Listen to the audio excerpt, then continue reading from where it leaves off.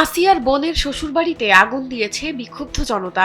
বৃহস্পতিবার রাত 8:45টার দিকে এ ঘটনা ঘটে। এদিকে দুপুর 1টার দিকে ঢাকা সম্মিলিত সামরিক হাসপাতালে মৃত্যুবরণ করে আসিয়া।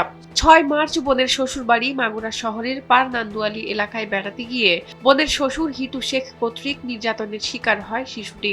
গুরুতর অবস্থায় তাকে ঢাকা মেডিকেল কলেজ হাসপাতালে আনা হয়। তবে অবস্থার উন্নতি না হওয়ায় সংকটাপন্ন অবস্থায় 8 মার্চ তাকে ঢাকা সম্মিলিত সামরিক হাসপাতালে নেওয়া হয়। বৃহস্পতিবার সকাল থেকে 3বার কার্ডিয়াক অ্যারেস্টের শিকার হয় শিশুটি। প্রথম 2বার তাকে স্থিতিশীল করা গেলেও তৃতীয়বার তার হৃদস্পন্দন ফিরিয়ে আনা সম্ভব হয়নি। স্যান্ডেলিনা সো, রূপচর্চায় আভিজাত্য। সন্ধ্যায় সেনাবাহিনীর হেলিকপ্টারে আসিয়ার লাশ মাগুরায় পৌঁছানোর পর জানাজা শেষে নিজ গ্রামে তার দাফন সম্পন্ন হয়।